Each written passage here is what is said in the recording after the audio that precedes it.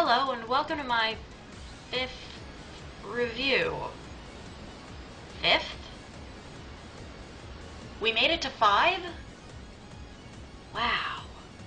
Anyway, today I'm reviewing Harvest Moon: A Tale of Two Towns. This game, I think, was an attempt to switch things up a bit.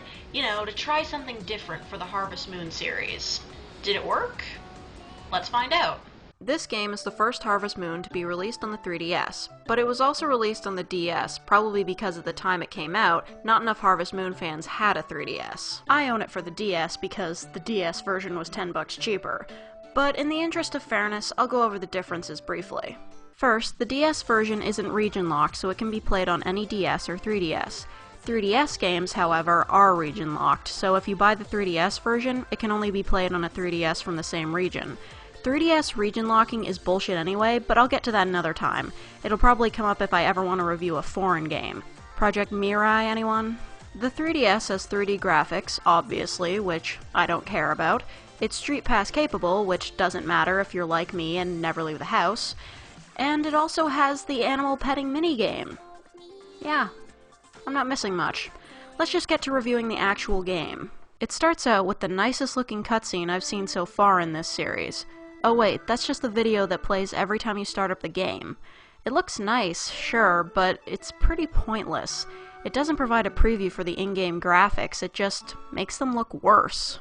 So the game starts, pick a gender, name, and birthday, blah blah blah. The opening cutscene shows you riding on a horse to wherever, and then a fox shows up and you crash and pass out, making this the third Harvest Moon game where you start off unconscious. When you wake up, you are greeted by two people. They're the mayors of two towns that sit at the bottom of a mountain. They recognize you as someone moving in to be a farmer and ask which town you'd like to live in. And this is what I mean by switching things up. As the title may have told you, there are two towns, Bluebell and Konohana. The mayors of the towns are Rutger and Ina, respectively. It's explained that Bluebell is a town for raising animals, and Konohana is a town for growing crops. The mayors argue with each other over which town is better, and it's at this point I'll say that the whole two towns aspect is something I really love. I actually prefer growing crops to raising animals, so I thought this setup was genius. Although I do realize that this may be disappointing to the fans of the series that prefer both kinds of farming. At least you can move to the other town and try the other type of farming if you change your mind. Anyway, I love this setup already, so I'm going to Konohana. Screw the cows. Before Ina drags you into a very boring tutorial, you see a tunnel in the mountain. She explains that it used to connect the two towns, but it's all blocked up now. You name your farm, and as for the only 6 letter spaces, I am so done. For the tutorial, the controls are different again. The D-pad is still used for moving, thank God. A talks to people, Y puts objects away, X opens the menu, and then there's the B button. It jumps. It jumps? Wow, talk about moving forward. If you'll recall, before you could only jump if something was in the way. But wait, if B jumps, how do you run? Just press the L button and you can run. You don't even have to hold the button down. Now that's awesome. That's what you call a good control scheme. Things are already looking promising. So the next day, you hear a voice from somewhere and the Harvest Goddess appears before you. She explains how the two towns' mayors fight all the time, and of course she wants you to fix it. She tells the story of how hundreds of years ago, the two towns' mayors started fighting over whose cooking was better. Okay? As they fight inside the tunnel, the Harvest Goddess wakes up and tells them to shut up and stop fighting. To ensure that they stop arguing, she blocks up the tunnel by dropping rocks and stuff into it. She says if you can get the two towns to get along, she'll reopen the tunnel. Man, screw this bitch. Starting off with DSQ, she was lazy, but she got what was coming to her. Island of Happiness and Sunshine Islands, she was more of a minor annoyance. But in this game, she's fucking everywhere. You can't ignore her. Let me set it up for you. In this game there are ponds to catch fish in, but you have to move fast to get them, or they disappear. In the beginning of the game, you'll have times when you get achievements of catching a certain number of a certain type of fish. You'll get a lot of these, and every time you do, the Harvest Goddess shows up, congratulates you like anyone would actually care, and by the time she leaves, all the fish are gone. That's annoying as it is, but the whole tunnel thing gets to me. Two mayors start fighting in the tunnel. Not the townspeople, no. Just the mayors. this was worth cutting off the tunnel? Not only that, this bitch decides to collapse the tunnel while innocent people are still in it. And then, after all that, she expects the player to be the one to fix the rivalry that she only made stronger with her actions. She may have godlike powers, but she is definitely not deserving of worship and praise. Okay. Wow. I'm really sorry about that. That went on for way too long. And I've barely even mentioned the gameplay yet, so let's just move on. Another way this game switches things up is in the crop farming.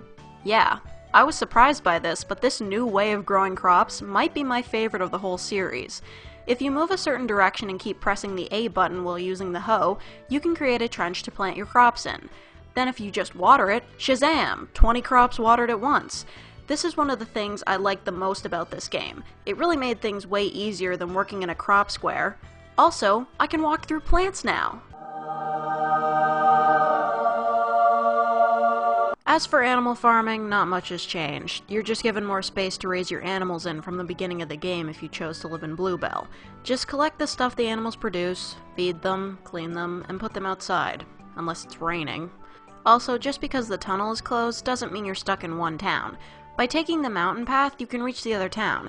It also gives you the chance to explore the mountain, as there's a lot of stuff to collect there, like recipe ingredients, and there's places to fish and catch bugs. Speaking of recipes, in the previous games, the recipes were just something to use for a yearly cooking competition, or maybe to make something good to give to the bachelor or bachelorette you wanted to marry. In this game, however, there are cooking competitions between the towns, and participating is essential to make the two mayors start getting along.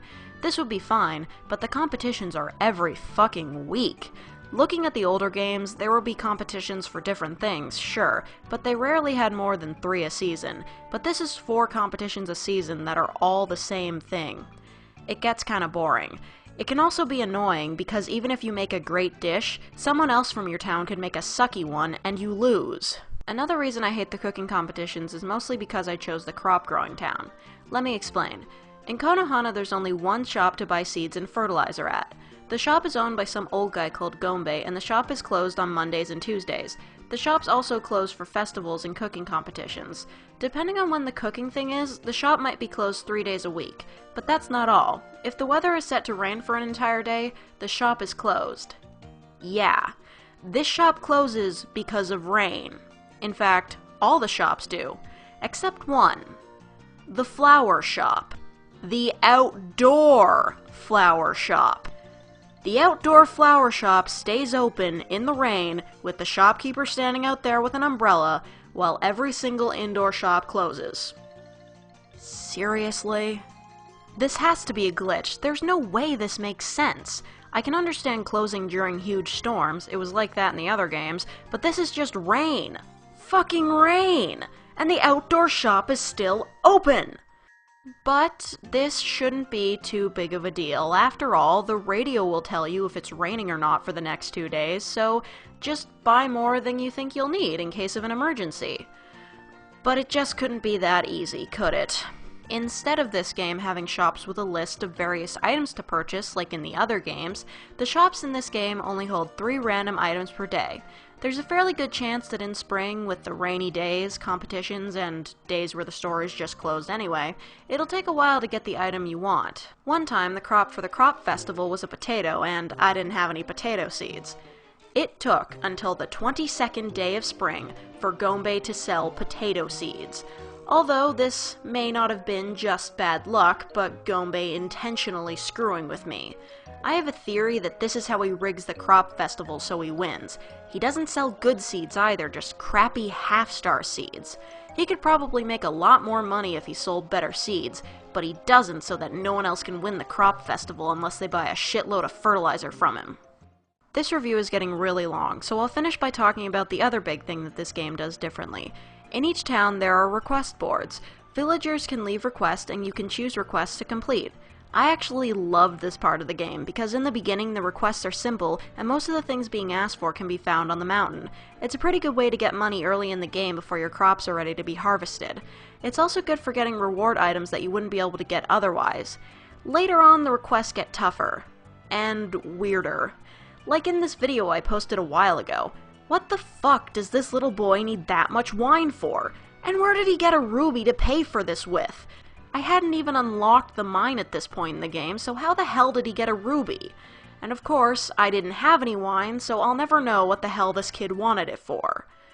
And with that, let's end things here. So, I'd say that their attempt at switching up the formula for Harvest Moon is a bit of a mixed bag. I liked how they improved the farming gameplay, but other aspects of the game can be a bit frustrating, and that's the last thing I want in a Harvest Moon game. I think it's good, but it's not great. I also think it might be a bad idea to choose this as your introduction to the series, seeing as how none of the other DS or 3DS games have this style of farming or a quest system. But if you've played the other games for a while and you're looking for a bit of a change, I'd say check it out. And that's it. I'm done reviewing all the Harvest Moon games I've played. What could I review next? I mean, I've got a few ideas, but I'm not really sure. Maybe you can help me out. Leave a suggestion of what you'd like to see me review. Not many people comment, but I'm sure somebody will have an idea. So if you want to see what's next, subscribe, and the next review will be posted soon. I promise. And we'll see you next time.